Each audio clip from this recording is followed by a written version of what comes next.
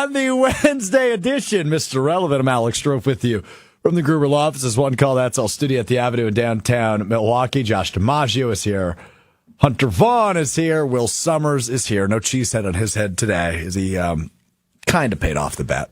Yeah, I mean, I saw him walking to the gym on my way out of the building. No cheesehead on his head. Well, I was doing neck raises, so you can't wear a cheesehead when you're doing neck raises. Oh, is that what the gym says? It was head day. Sure. Yeah. Head day. Neck day. Head day. It kind of impedes the workout. Yeah, I mean, next time and for the next bet, it's going to have to be he has to wear a jersey. The cheesehead was a good idea because it's the most embarrassing thing. It's the most out in the open, stick out type thing. Yep. But Will just didn't wear it at all. He wore it for the 1 hour of the program, and then every time I looked at him at other times, it was off his head. Bad sport. If it was more comfortable, I would have worn it more. Bad sport. I probably would have worn it the next day. Bad sport. Yeah, what'd you call it? A good old classic case of, what was the word you used again? I don't know. Insubordination. That's the one. There you go. Yep. Insubordination. Yeah, he just didn't follow through. Yeah. So I don't even know if we can make a bet in 2 weeks. I also had a lot of meetings that I had to go to with people that I need to take me seriously. So, it was a big day for me. That's inaccurate. Yeah, I agree. Now he's lying. Insubordinate and a fibber. Lying with your manager, it literally on the show, is just a wild strategy, Will. He understands. Fair enough. All right, plenty to get into today as we get you ready for Packers Broncos coming up Sunday. Is it still called Mile High Stadium or has it changed? It's probably sponsor Mile High. I don't want to give any free ads here, but it used to be Sports Authority, which is no longer a thing. Empower Field at Mile High. Yeah. See, I don't know what Empower is, but that's a hiring company. Yep, great. I didn't know that. Very good. Okay. Want to talk about Matt LaFleur. Want to talk about Jordan Love. We will hear from Molly Brown on Jim, Matt, and Molly. She said something I took quite an exception to, so we will break that down at some point. Speaking of exception to, I really made people mad with my Caleb Williams opinion. Oh, yeah. The video last I looked on our Twitter has 200,000 plus views and 300 some comments. What did Everyone you say? being nice that Caleb Williams hasn't developed, which is accurate. He's doing the same stuff he did in college. Yeah, I had no problem with it. I don't know, but I'm also not a Bears fan. And other people have then stolen our content to try and draft off of me bringing such electrifying takes. They then repurposed it and tried to get their own little likes. Yeah, I came across you on TikTok and it wasn't you. No, sure wasn't. Yeah. Yeah, I got Josh on my For You page just out in the wild. That was a shock. I mean, that's how you make noise. What's with the Happy New Year hats in the studio? Don't know. You don't know where they came from? Haven't an idea. Okay. You and I produced 2 of the 3 shows that happen in these studios. And we either host or produce 3 of the 4 shows that happen on a regular basis in the show or in the studio. And neither of us have a clue? No clue. Well, any idea where these Happy New Year hats came from? I don't know, because I produced the Green Bay Game Night, which is another one without you guys, and I couldn't tell you. So that leaves us Homer Hour. Yeah. Which I produced yesterday. Yeah. And I think these were here. Okay. And anyway, props sorry, are just so on brand for Homer. Yeah, right. Great point by you. That's the confusing part. So hold on. Back to the Caleb Williams thing really fast. The thing that bothers me is, so Bears fans went from being very vocal on social media last week to, you'll find out on Sunday. Yep. You're going to find out who the real man is on Sunday, brother. I don't know why I did Hulk Hogan there. But Hulk came out. It happened. And then it went to, well, just wait until we get you in Chicago. Yeah, the rivalry's here. The rivalry's here. No, it's not. You lost again. Yeah. Congratulations, I guess. It appears the victory lap it was close. Yeah, moral victory Monday is what it was. Yeah. So Will didn't engage in any of that. Credit to him. Yeah. No, Will's done good. I also think that it was close last year and the Bears weren't good, so I don't think you can really victory lap around it being close. They won a game last year. Yeah, but I mean, both the games were close, but if you asked me which team was better, this team this year is a lot better. Yes. So I'm not going to victory lap off of being a close game because sometimes there are close games that don't make you feel better about your team. Well, losing shouldn't make you feel better Yeah. about your team, And but it seems I don't. But it seems about 75% of the fan base that you are a member of I guess does I'm feel just that a way. foot soldier. It's because you have to follow up all the trash talk. I mean, we've seen David Kaplan do it. I saw Pablo Iglesias do it. I saw any number of people from ESPN Chicago or Bears affiliated.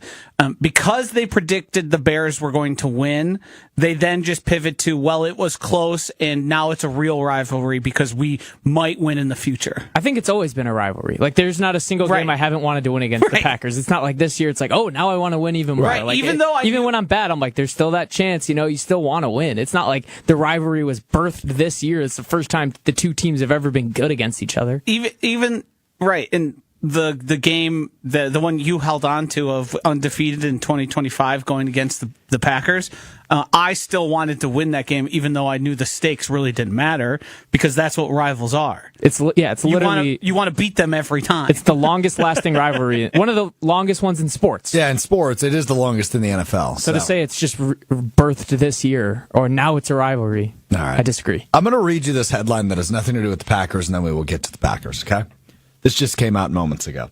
The Giants have fired assistant defensive line coach Brian Cox during the bye week. The final straw was his reaction to the seating arrangement being changed on the flight home from the Patriots game when assistant coaches were moved from the front of the plane to the back. Per a source, this is from Ari Myrov on Twitter. So he got fired because... Who was it? What did he coach? He's the assistant defensive line coach. Oh, okay. It's a good move. Yeah. Just get fired from a bad team, get Yeah. your severance package or whatever, Yep. complain about something little. That's a good move. Yeah, I respect that. That is kind of a good mood. Dan Duggan on the report there from The Athletic. So don't see that every day. No. But the Giants are going to clean house at the end of the year anyway. That so. seems like somebody who saw the writing on the wall and said, maybe I can get a free couple weeks here. And now I can get another job because I wasn't getting fired for my performance. I was getting fired for my complaint of seating Yes. charts. It's a good thing we don't fire people for complaints of seating charts. Because that would have been gone a long time ago. Yeah, you're a complainer. What can we say? Some of us are doers and some of us are complainers. It must be nice from your cushy full-time job where you have a desk. Must be I nice didn't to ask see for that. one. He was gifted one. Yeah. Yep. All right, let's get to Matt LaFleur. Because I was thinking about this. Sorry, Josh. I was thinking about you in the shower today. Ew. And I was thinking about the Packers. Well, that's really all I ever think about. And I thought to myself, you know what? My trust in Matt LaFleur is all the way back.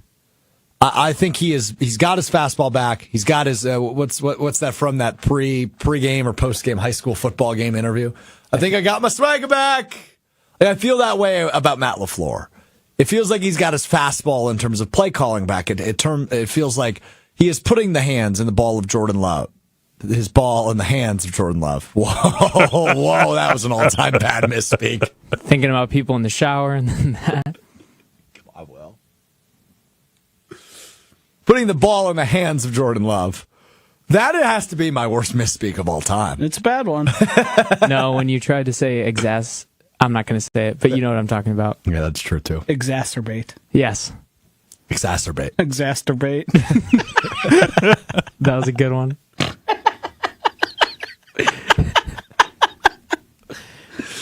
We're getting close to being man. able to power rank Strouf's all-time misspeaks. Here's the thing, dude. I think I'm pretty good at this. I'm pretty good at being like a professional broadcaster, which is what I'm paid to be. You have your moments. For sure. My good moments, you mean? Yeah. Like I think I'm a relatively, all things considered, talented broadcaster.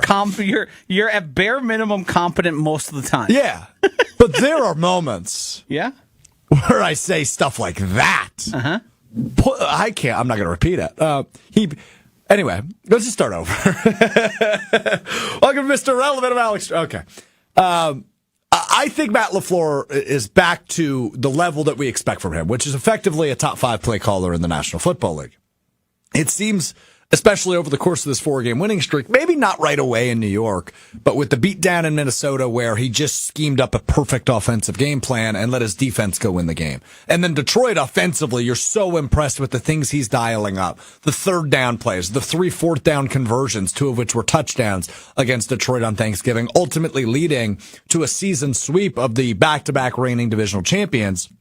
And then last week against Chicago, the 2 deep ball touchdown passes thrown by Jordan Love, who I think his deep ball accuracy has gone way up over the course of the last few years. But those play calls, I don't think were something Matt LaFleur was comfortable calling even a month ago, let alone a full year ago. So it feels to me, Joshy, like I can comfortably and confidently say once again, I've got my full faith in Matt LaFleur restored. But I'm curious for you, as somebody that's been much more critical of him than others, where he lands after the 4-game winning streak and seemingly the offense taking a turn even without a guy like Tucker Kraft.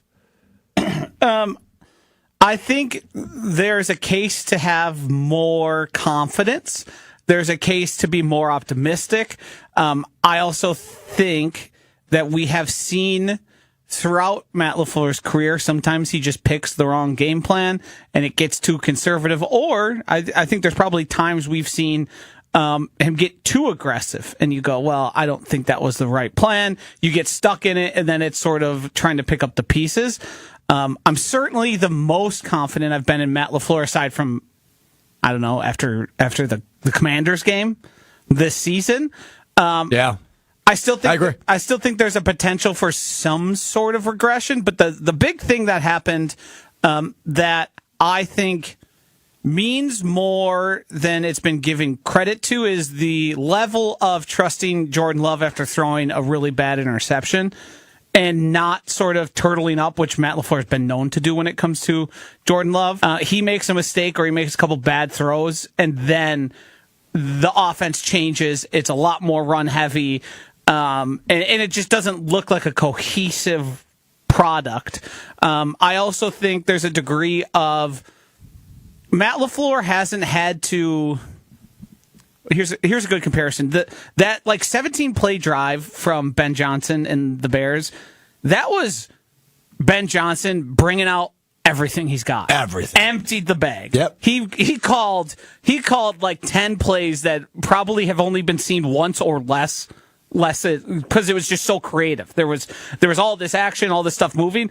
Matt LaFleur hasn't had to go deep because he's done good at setting stuff up, but Christian Watson's just beating a man for a 40-yard touchdown, 50-yard touchdown once or twice a week now, which changes everything and gives you so many more options.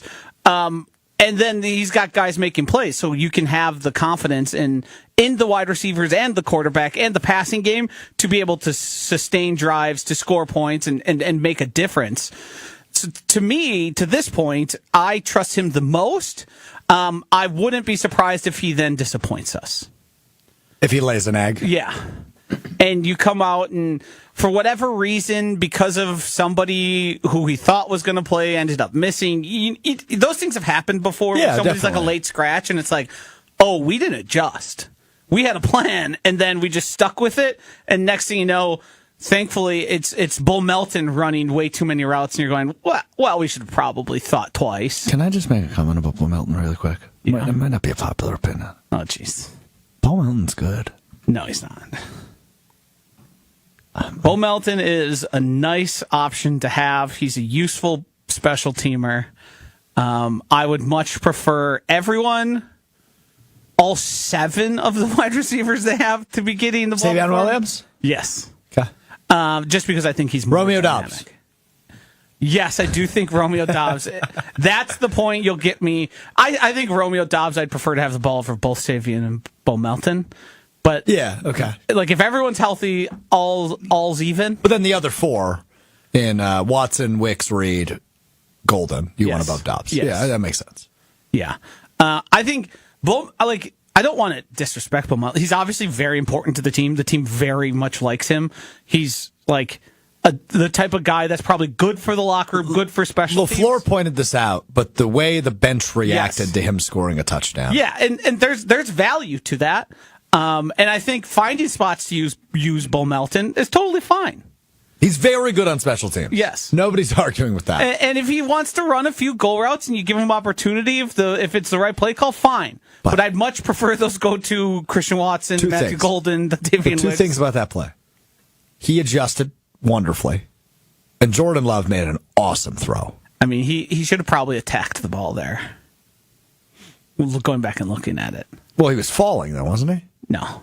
No. No, the guy just kind of went across his face. Oh, got it. The defender. So the defender kind of the defender helped him out. Had an opportunity at it. Hey, he kept his eye on it. Didn't get distracted by the guy flying across his vision. Credit for that. And he came down with it. And he scored a touchdown and was a deciding factor in the game. So that's all great. But he's a back of the roster guy.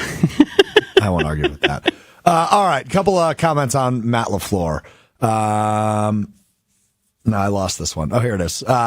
From Matthew on YouTube, ESPN Milwaukee. Matt LaFleur still hesitant on him. At any moment, I feel like he will go back to what he was a month ago. I do, however, have more hope than I did a month ago, which I think is kind of where we're all at. Yeah. You said complete faith. I'm not there.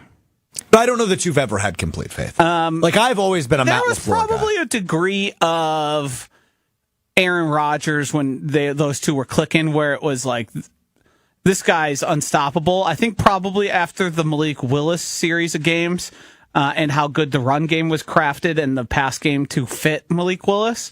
But he's had his ups and downs, his inconsistencies.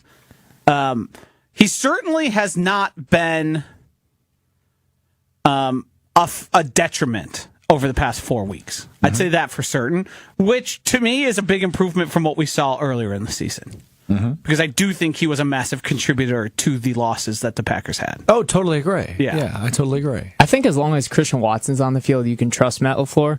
Like the way Christian Watson can take the top off a defense and spread them out, it opens up the creative run game. And I think Christian Watson plays to Jordan Love's strengths extremely well. And I think we're all sort of guilty of not crediting head coach or quarterback with injuries and the things that happen. Like at some point you do just need to perform. Like, yes, that's the expectation. Mm-hmm. But like the way Jordan Love is currently viewed and his statistics from last season, probably we're not factoring enough that he was playing the whole season injured. And also think about like the lull that they went through during the middle of the year. Like as it stands right now, he was without his top two receivers, Jaden Reed and Christian Watson. For a nice chunk of it. Yes. And I think we all probably got a little bit ahead of ourselves when it came to the excitement around Matthew Golden, who I still think will be a good player. I'm not taking the L on that one. No. But I'm saying in terms of an immediate impact, I think you said he was going to be a 1,000-yard receiver, Josh. That's obviously not going to happen. Right, but I don't think anything Matthew Golden has done has contributed to that. I think it's been lack of opportunity. I'm not disagreeing. Right. And the thing that we're learning, and I victory lapped it today on Twitter, if you noticed it, I proclaimed I'm done with Romeo Doubs. And if you look at Romeo Doubs' performance in like the last 4 or 5 games, the Packers are done with him, but they're still letting him run routes, which is probably the last step that needs to be taken. Not that he's taken off the field.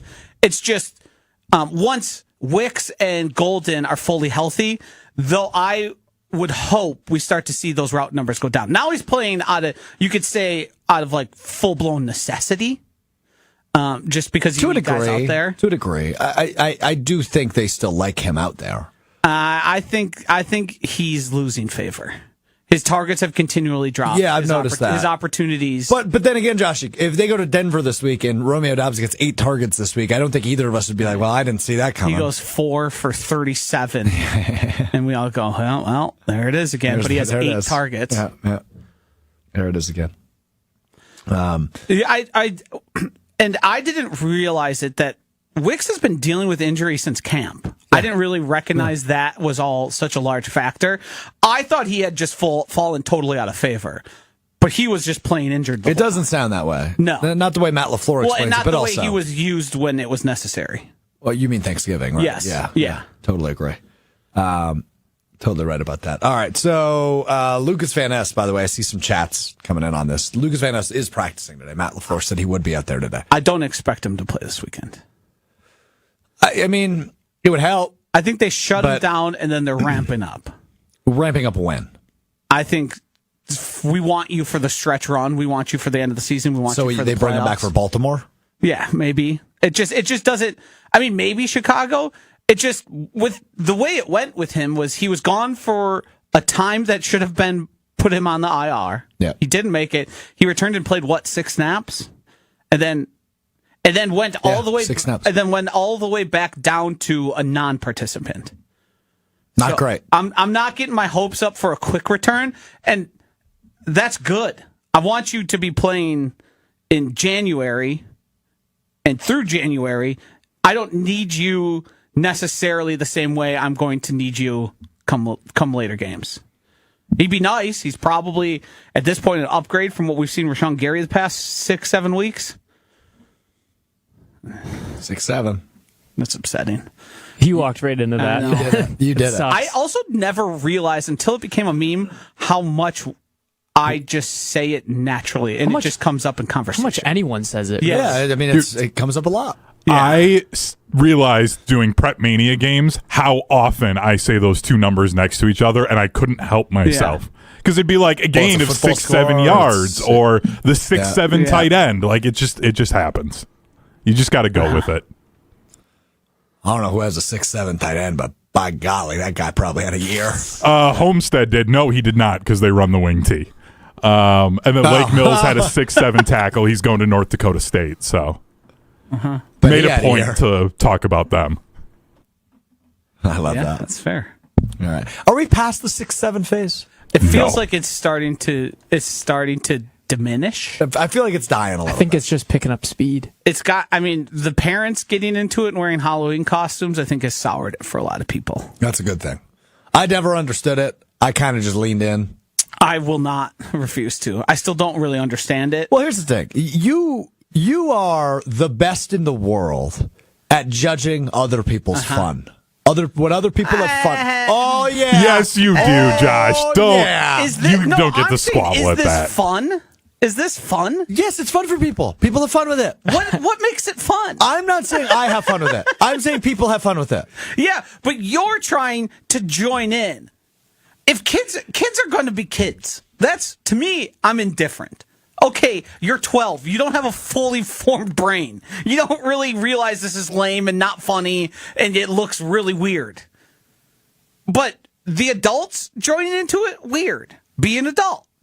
Keep it for the kids. See what I mean? Some things are meant for the kids. Stroke just Or- wants to be on the inside of the joke. Yeah. He feels Yes. left out. Yeah. Or counterpoint. You're a FOMO guy. Oh, yeah. Big You don't time. want 6-7 fun being had without you. I don't want fun being had. Guys, without look, me. I get it too. Why do you think I say yes to everything? Yeah. I like having fun. And why do you think I say no to most things? Because you don't like fun. And you're and like I just said, you are the first person to sour or make fun of somebody else's fun. Yes. And the world needs more of it. Like I went to a concert on Monday. Oh, jeez. What, And Shine Josh Down? ridiculed. Yes, actually, it ridiculed me. Correct. Ridiculed me. It was Shine Down amongst other acts, so it was a thing where like 10, 11 acts play. So the Shine Down only had a 4-song set, but they were awesome. They were the best band there by far. Where was the concert again? An awful state, dude. It sucks down there. That's right by where I live, so that's kind of disrespectful. Yeah, but tolls, highway tolls, beer prices at a little hockey arena for a minor league team, more expensive than Lambeau Field where I was the day prior. More expensive for a beer of the same size. Those? That's crazy. Okay, Well, 'cause hang I know on, they hang can on. get suckers like you. In defense of the I only had tolls, one beer. they don't have a gas tax, so you're paying the same amount either way. Doesn't matter. It's just how you I guess pay I've it. never had to pay the tolls. It's just also different when it's. I'd rather pay it at the. Tell pump me, than tell me, at the- Daddy Yes. pays for my tolls without No, telling me Daddy there's pays this for my thing tolls. called You're an a- iPass. Yes, you Yeah, pay you're for on your it. Yes. daddy's iPass.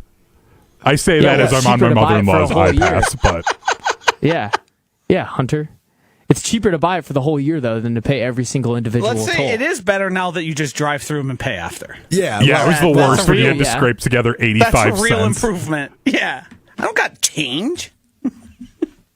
I want to stop here, throw it in that little bin. Speaking of which, I wonder how much mine was. I haven't even looked. I'll Okay, probably never hang on. look. I don't know if I Probably shouldn't admit that.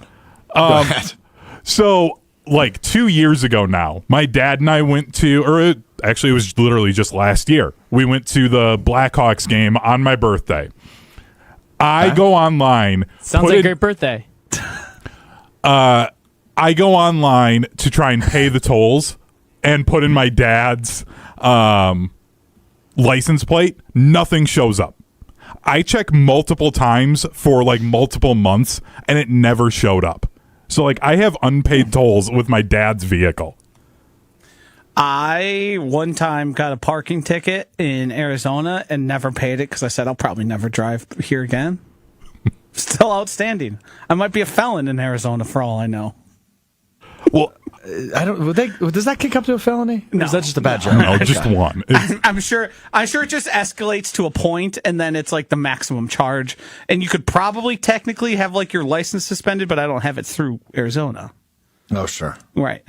I guess not the I'm just worried jurisdiction. that my poor father is going to be driving through Illinois, and they're going to check his plates or something for some reason, and those You'd probably just unpaid get tolls. booted.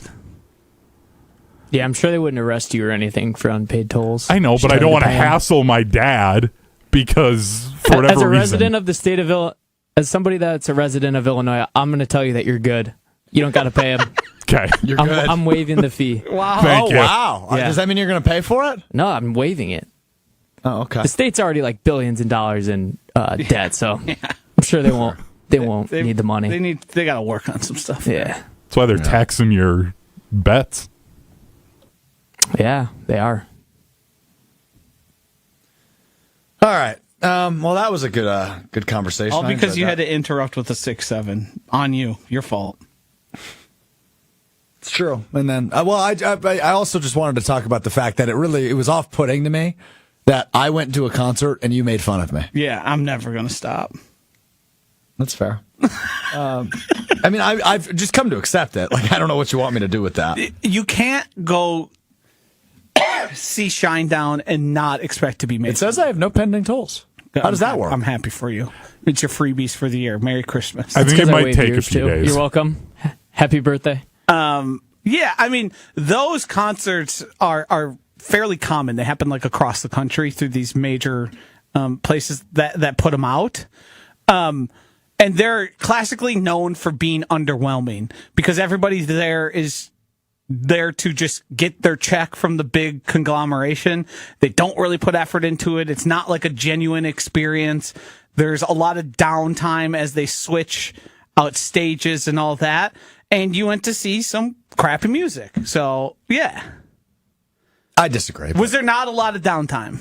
No, there really wasn't, actually. Really? So it was a stage that They like did spun. each side? Yeah, so they would set it up, and then so thered be like a 2-minute, like a DJ would come out and introduce, okay, our next act, and then the stage would spin. No, but I mean, they fit 12 acts in 3.5 hours. How many people your age were there? Okay, so that's the thing I was really curious to see because there was like a lot of there was a moment for K-pop Demon Hunters, Yes. right? So there was young kids for that. There was several artists I had never heard of, but the younguns had. I felt very old. Yeah. And then the butt rock crowd. There were people older than me. There were a lot of people younger than me. Our age, I mean, few and far between. Yeah. So But Strouf it was probably totally mixed.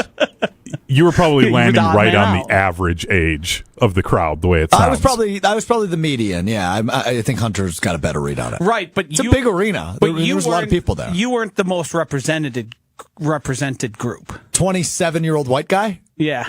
No. Yeah. Strouf wasn't falling within Not the for you mode. concert. However, my girlfriend was probably the most represented because there was a lot of female acts who I just didn't know in my blind spot, but like I was impressed by several of them. It was kind of like a mini Summerfest. I enjoyed it. You being impressed by something, it ranks in the totem pole of people that I would take credence to is like, you're the last. You are the bottom. You're impressed by everything. I love life. It's amazing what people do. There is nothing that you see that you wouldn't go, oh, that's pretty cool. That's not a bad way to live, though. I mean, I would call it lack of judgment, lack of taste. Dr. Denver Dan chimes in. I think that was a little Positivity mean. means Positivity means even an average band is great. Negativity means you will never fully appreciate anything, which is where you fall. That couldn't be further. What do you fully appreciate? What's on my shirt? What did I listen to for like 6,000? I'm not asking from a musical minutes? perspective. What do you mean? I'm just saying in general. I fully appreciate literature. I fully appreciate good movies. I fully appreciate talented athletes. Wow. I do it all the time. You just named 3 things you don't appreciate. No, I appreciate all those things. It's Literature? Just because I don't appreciate things I think suck doesn't mean I don't appreciate stuff. I just have a more discerning palate. Matthew chimes in. 2 things everybody knows about Strouf. He loves life and he loves love. Yes. Yes. Beautiful love. Hey, the world needs more love, frankly. Real quick, speaking of great films, highly recommend the Guillermo del Toro Frankenstein on Netflix. I watched that, actually. Loved it. I didn't pay enough attention, but from what I saw, it was fine. It was good. It was like directly See how he quoting said the it was book. fine initially? Fine. It was fine. Well, I can't make a judgment because I didn't sit down and watch it. I was busy. You It was weren't the taking holidays. notes? All right, you know what? give it Instead of attacking Josh, I'm going to agree with Josh because this is something that I have joined the club. Well, I've always been on the club. I would like to actually bring your attention to the very first edition of Mr. Relevant ever when I said Jordan Love is the leading MVP candidate after his very first career start, or second career start, first as the official starter, full-time starter against the Bears years and years ago. Josh, you've been all over Jordan Love for MVP the last have few been. weeks. Sports books are starting to get all over Jordan Love for MVP. Once again, I'm a man before my time. Yeah, never wrong. Just early. Yeah, just early. Just early. And I am all in on Jordan Love for MVP. Now, before we get to what Molly Brown said on Jim, Matt, and Molly. So I joined Jim, Matt, Molly. This was probably right around Thanksgiving, a little prior to it, because we did talk about Friendsgiving and how I didn't want to participate in it. So you joined as a guest to talk about Friendsgiving? No, I was a co-host. Oh, got it. Yes, I filled in because Jim and Matt were out. She was floating it out. I pushed back pretty hard. The people in Madison who are on the Madison YouTube, if they were part of that show, I was pushing the Jordan Love narrative prior to that. Good. Mm-hmm. So you didn't finish your thought there. You said she has been, and then, She's been anti-love. She's not been all in. Okay, I guess that context is helpful because she said this yesterday, and I saw it this morning, and I've got a few thoughts. Here's Molly Brown on Jim, Matt, and Molly, 4 to 6, ESPN Madison. I don't necessarily know if teams in the NFL are fearful of Jordan Love. I think they know that he's talented, right? Like, they've seen enough film on him to know that he can make those throws. But I think every team also knows he can do some boneheaded things, too. So that's why, for me, as a Packers fan, I'm a little scared of Jordan Love. Like, I'm a little scared of the things that he could do. I mean, you look at the Bears game just the other day, and that stupid interception that he had that was horrible. He makes poor decisions at times that just really make me nervous. And she goes on to say she never felt that way with Aaron Rodgers, which that part I won't disagree with. You often didn't feel that way with Aaron Rodgers. I want to stop, though, quickly. Have you seen the comparison to both of them at this point in their careers? Oh, Jordan Love's better. Jordan Love's thrown less interceptions. Yeah. And remembering Aaron Rodgers as the MVP is sort of something we probably all do. I think that's probably fair. The middle and late stages of his career are certainly the more memorable parts for us because they happened more recently. But they compare the statistical, like the amount they are the same is eerie. And Jordan Love is better in a lot of those metrics. What changed is year 3 to 4 for Aaron is when he became like almost unquestionably most talented quarterback in the league. I don't know if we're ever going to get there with Jordan Love, but to think that he's not playing at an MVP level or an emergent MVP, I don't think is necessarily fair. And we talked about it on Monday. His interceptions, because they're so bad, are memorable because they look like absolute boneheaded decisions. But 4 interceptions over the course of a season right now, that's like one of the best numbers in all the league. Yeah. Didn't Jalen Hurts just throw 4 in a single game? He sure did. And a fumble, by the way. And a fumble. Like 2 of which came on the same play. Yeah. I know Jim said it too, that he doesn't fear Jordan Love. Well, I can tell you that the Bears defense fears Jordan Love. Yeah. I can tell you that all the defenses that they face, why are they in too high safety as much as they are, the defenses the Green Bay Packers and Jordan Love face? It's because they're afraid Jordan Love is going to throw it over their head and score a touchdown and get big explosive plays. They're the number one team in explosive play, the number two team. Since Jordan Love has become the Green Bay Packers quarterback, they have the second most explosive plays in all the NFL. Mm-hmm. Explosive plays are what teams fear the most because explosive plays lead to points. Yes, They're the key indicator of any offense of success. That is the thing every defensive coaching staff and every defense is looking to minimize because of the way they correlate with points so strongly. So Jordan Love being the second best in all the NFL at that means he's feared. He's deeply feared. Brett Favre won the NFL MVP 3 times in a row, 96, 97, 98. He threw 16 interceptions in 97. He threw 23 interceptions in 98 when he won co-MVP with Terrell Davis. That was a guy that teams feared. Yeah. Despite the fact knowing he would make some boneheaded throws. He would make some boneheaded throws. But the thing that Favre and Love have in common is the amnesia. One bad throw is not going to ruin them for the rest of the game, which is what seemingly happened to the aforementioned Jalen Hurts on Monday. He just crumbled after that.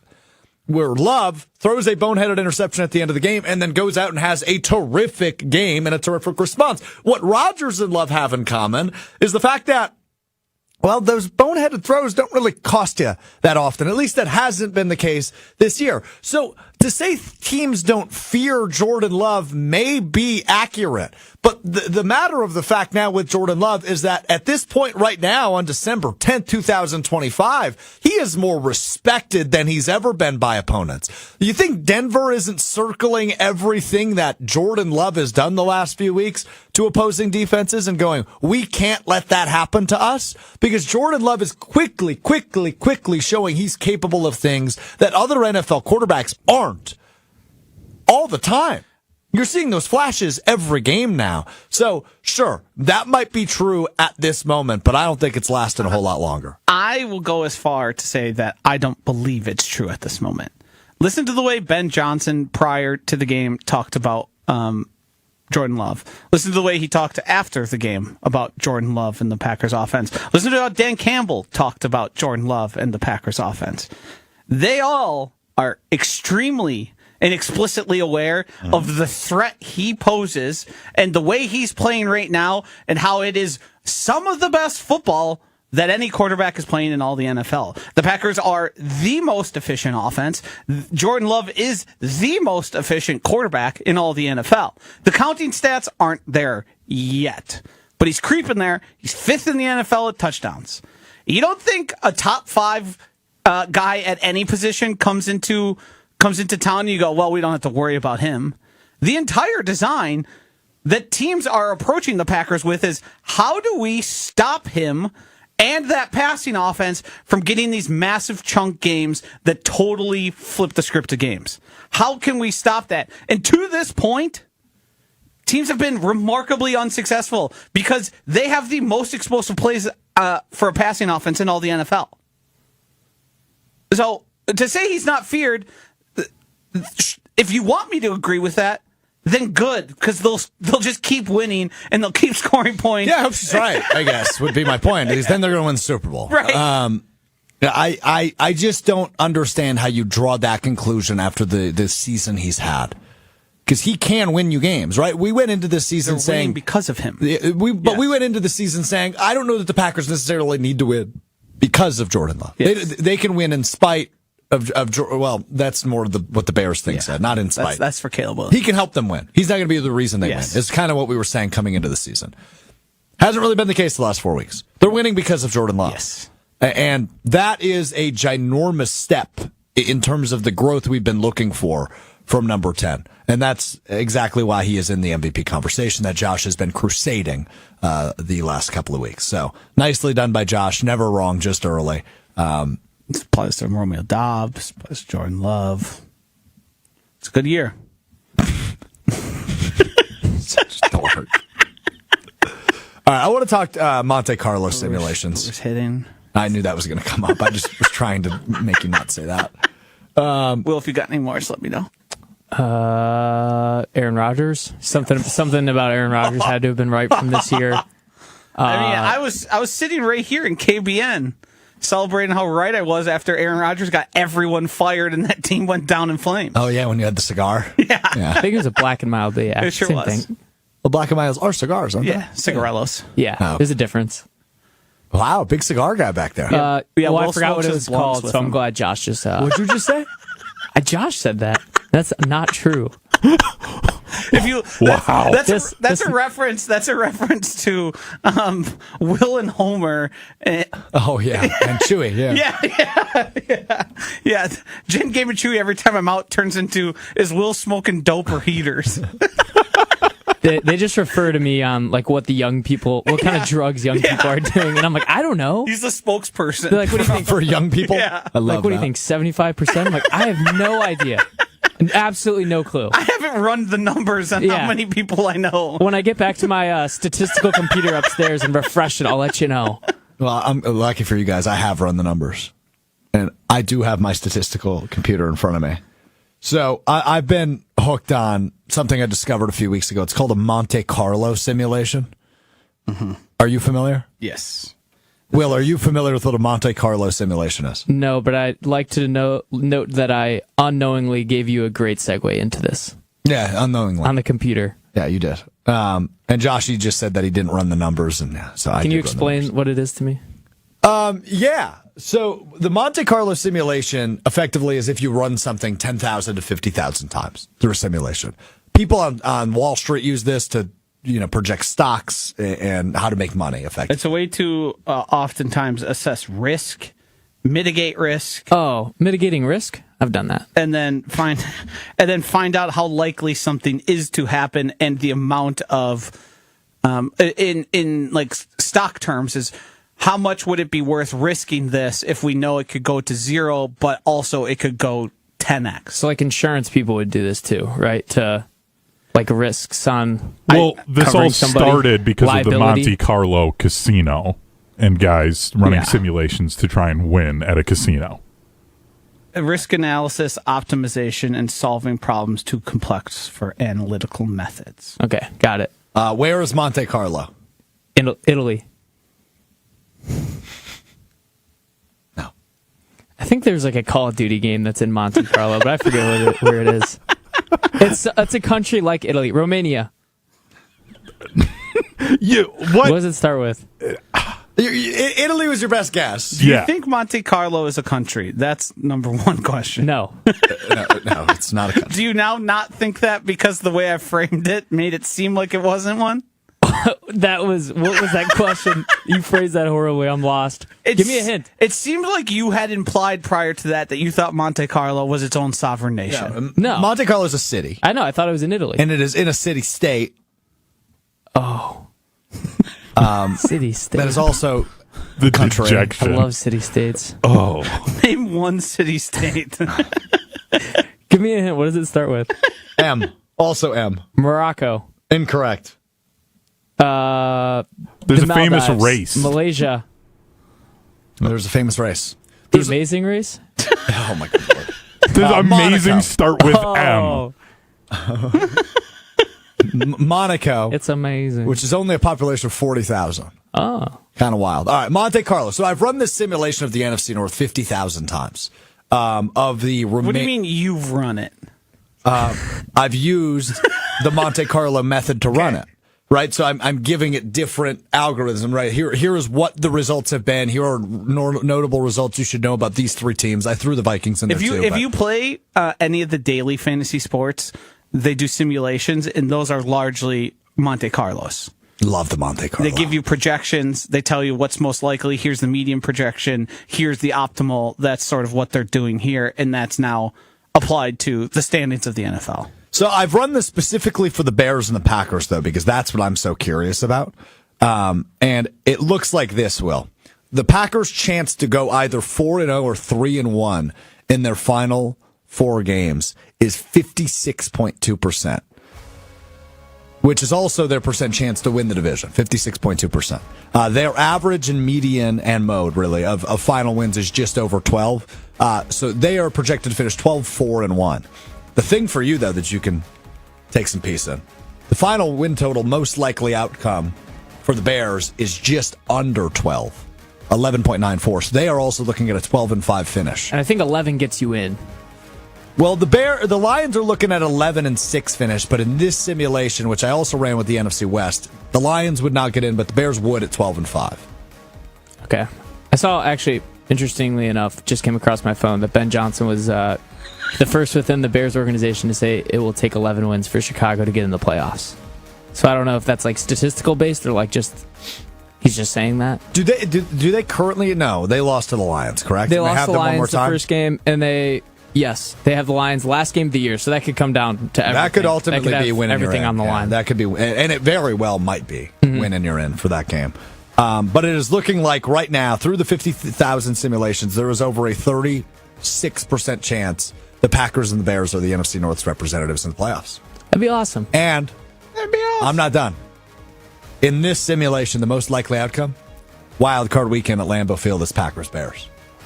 How fun is that?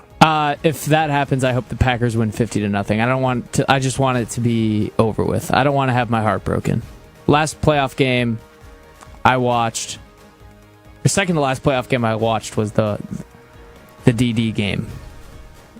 We don't call it what it is. Yeah, just the it's DD. like Voldemort. You don't See, say it. I understand. Will, I'm not trying to tell you how to feel, but from someone who has had their heart broken a ton in the NFL playoffs, would much rather have my heart broken. Going through a blowout is so awful. Because then it's like, why were we even there? Like, we didn't even belong in the same field.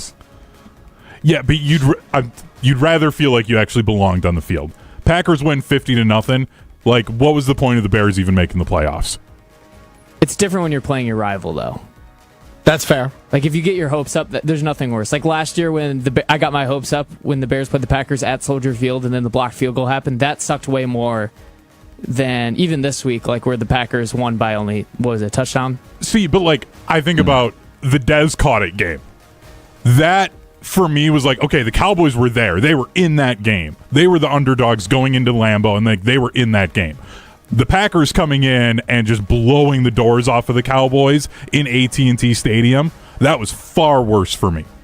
Like, I had to turn that game off. I disagree. Tom chimes in. Monte Carlo equals garbage in, garbage out. Josh, thoughts? I don't understand. Are you a fan of the Monte Carlo or not? Oh, the thing you just did? Like the actual... Yeah, it's great. If there's anybody here who's like leaning into analytics, it's me. I'm talking about EPA. That's true. Oh, which, by the way, Like, oh my goodness, Jordan Love. Algorithms. Yeah, he's the best in the league at it. MVP. Yeah. Has the highest EPA of all quarterbacks, has the highest per dropback. Since he's only third right now, we can do a little quiet one, but MVP. I'm not doing it. MVP. I'm not doing it until his name is announced and the hardware's in his Oh, come in his on.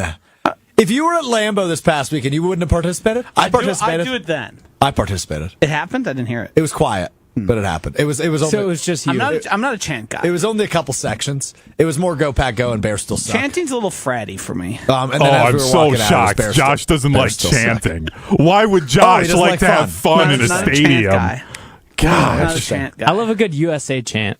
It's my Of course favorite you chant. do. Of course. You going to go to the World Cup and chant it? I'd imagine the tickets are going to be way outside my price range, but from the comfort of my own living room or a local watering hole, I will be chanting USA. I saw one of the places the get-in price was like $6,000. Yeah, it's Yeah. ridiculous. I did see that. This is why we should have went to Qatar. It's pretty cool that I don't know Oh, if my you want to goodness. say that or have No. that on record. I don't know if that's a good Yeah. place to be. It was I a little was- cheaper to get in.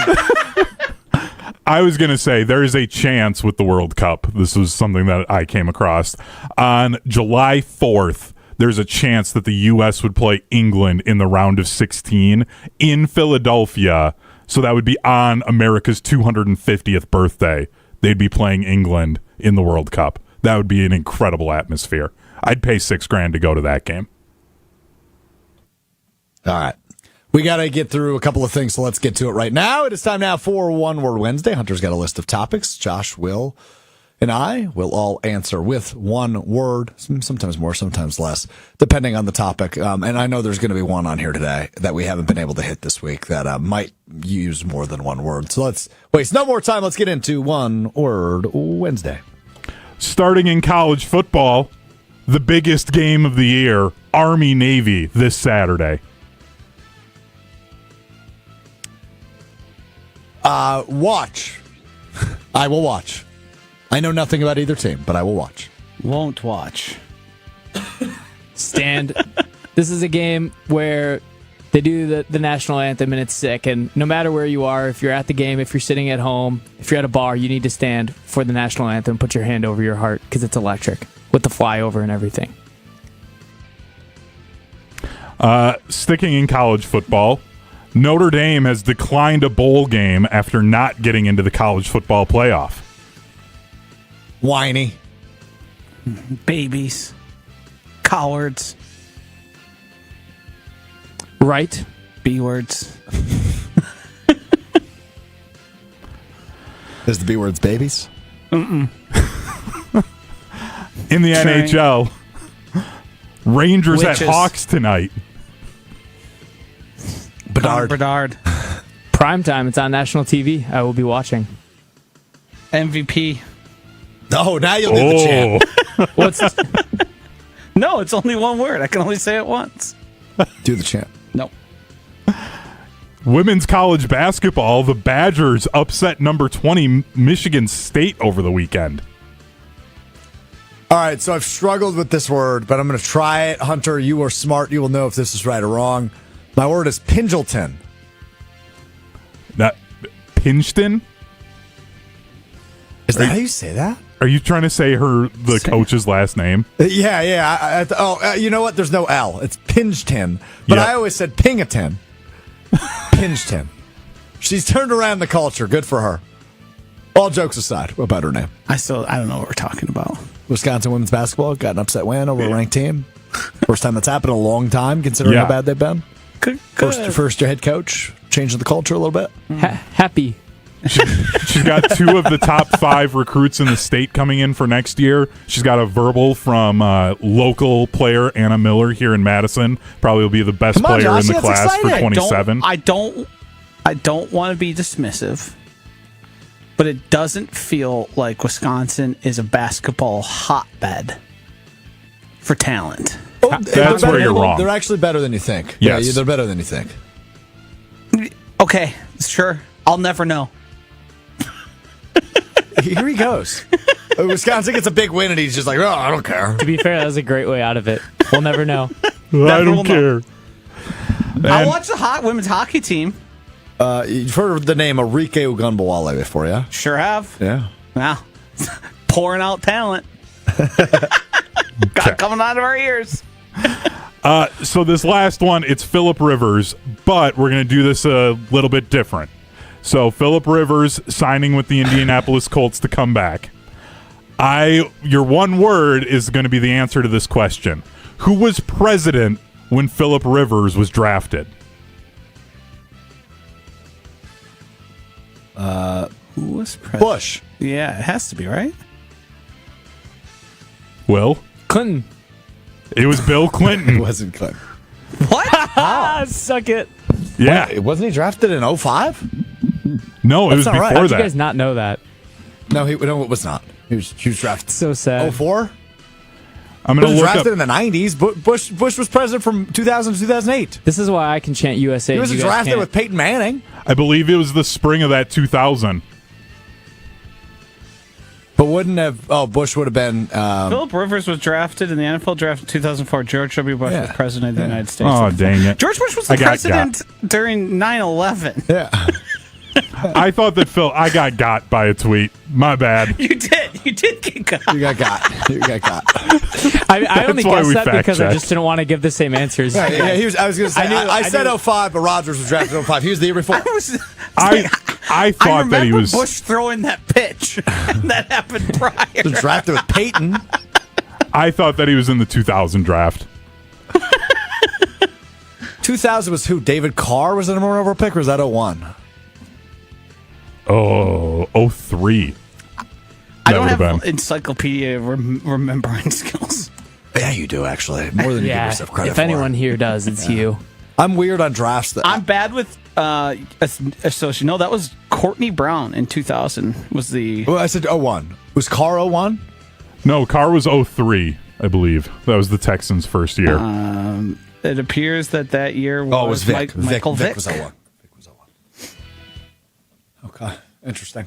All right, well, that was a good way to end it. Yeah. This Phillip Rivers thing's insane. He literally is like a semifinalist to be in the Hall of Fame, and Yeah. he's just pushing that all back to just play a wasn't couple his- games for the Colts. Just by signing the contract, he pushes it back. Wasn't his case to be heard like soon? Yeah. Yeah. He probably wouldn't have gotten in because I think this year's stacked. I think Breeze is in this one. I think Eli Manning's in this one. So maybe it was strategic because now he's going to be a first ballot. Guys, I have some absolute breaking news. Is it good for what we missed, which is presented by Door County Distillery? Can we hold on for 2 seconds? Do we need the sound? Door County Distillery, locally produced, handcrafted, award-winning spirits made locally in Door County. Whiskeys, gins, rums, brandies, all the in between, whatever you need to do to elevate your cocktail experience this holiday season. Visit their website, doorcountydistillery.com. Find a huge list of unique cocktail recipes, including festive recipes, and the retailer nearest you. That's doorcountydistillery.com. Hunter, I'm going to say yes. Oh, nicely done. Hunter, I'm going to say yes. We need the sounder. I have no idea what this is, though. Are you two in this room or in this building with me here familiar with the Steve True holiday letter? This is the first time I've received it, but I saw it did just come across my desk. It's the first time I've ever been on it as well. First, I want to say my first time ever receiving it as well, and all of us should be extremely grateful. It is a distinct honor to receive this letter. I don't feel comfortable reading it on the air because it takes some shots at some family members. Humor for humor's sake, but some of it is absolutely true. And I am going to, the moment this ends, read it, because I've been read it before. Homer read it to me once when I discovered this. He's been sending this for years. And it's like his stand-in for a Christmas card, but he just types it in a Word doc and then sends it to people. And he put it, hope it's worth a smile, Homer. I'm pumped to read it. I've been skimming it a little bit. All right, you've really set the bar high for this because I saw this and I was like, oh, does he just email a Christmas card? Like, nice of him to think of me. Way better. Okay, awesome. I'm fired up about it. That is breaking news. All three of us making it this year is a huge step. It just seems like he's expanded his list. I think there's probably been some people who've dropped off the list. Sure. So he's figured, hey, those guys, they're nice to me. We talk, we chit chat. We do.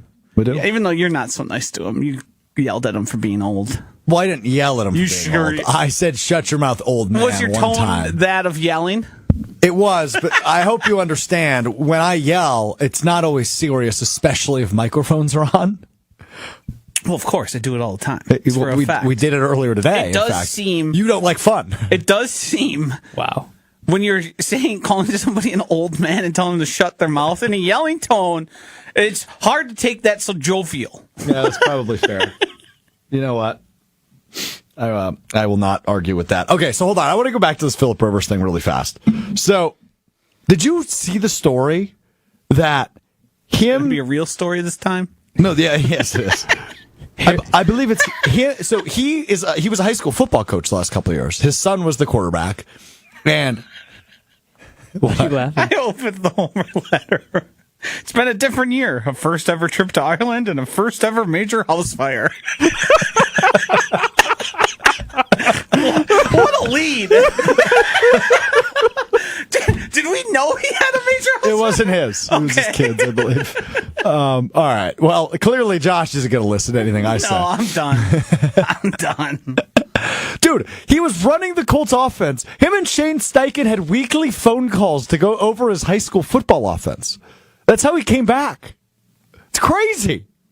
That's crazy. I mean, he has grandkids. Kid, I think singular. But yes. The real, and not to like get too serious because what are we going to do about it? But the college football and the NFL needs to address their talent issue and their QB building and bringing them along. If the Colts looked around and said, we got nothing except a guy who hasn't played since COVID. Yeah. That's a problem. Yeah. We have a QB development issue. And it's probably should set off some alarm. It's a pandemic. Yeah. Yeah. I don't disagree. Because it's pretty clear. I mean, it feels like in the QB realm, the have and have nots, the gap continues to grow ever larger. The bad QBs are getting worse, and the good QBs seem to continue to separate themselves in a real distinct way. We're at a point now where, remember the arguments about Tua Tagovailoa? Mm-hmm. Now, universally, everybody looks at him well, there's nothing there. Mm-hmm. The lowest you can go right now and be confident in a quarterback winning is a Baker Mayfield. Past that, you find an odd Sam Darnold every so often. Davis Mills. And then you just look around and go, we got nothing. I mean, the Jets, Justin Fields had a game where he had 11 passing yards. Mm-hmm. And then he took one screen 40 yards and ended with 51. I put a lot of this on the way that colleges recruit high school players. I think so too. They don't ask these guys to actually process the game at the college level the way that they need to in the NFL, and then you try to translate as much as you can to the NFL, and it just doesn't work the second that a defensive coordinator figures it out. And then you see guys who will play really well, and then there is no improvement because they didn't develop anything, and they were never asked to. And these guys now with the transfer portal never have to actually develop. They just want to go out there and play right away instead of actually learning how to play an incredibly difficult position. And Josh kept reading the letter. So did I. All right, we gotta go. All short and sweet because I am in the toughest battle of my life. I was terrified to read what on. Yeah. He's a dog. His name is Marley, and he's a 2-year-old Yorkie. It wouldn't seem possible that a 6-pound dog could produce such a battle, but I am losing the battle. He should have been a writer. And on top of being a great radio host, he should have also been a writer. It's truly unbelievable. All right, that will do it for us today. We need to option his book. We need somebody to buy the Homer story. That's a great idea, actually. Yeah. I have a quick what we learned. When I referenced earlier that I only knew Monte Carlo from Call of Duty, I was wrong. Ryan Wollersheim informed me that I was thinking of Monte Casino. Which is based off Monte Carlo. Yeah, I'm right. Yeah, sure. you're close. I honestly didn't know that Monte Casino was We gotta Monte go. Carlo. All right, that's it for us today. We're back with you Friday, 12:30 Central. Preview Packers Broncos then. Josh, shut up. We're back with you Friday. Goodbye. I just can't believe what Will just said. We're done. What did I say? We're done.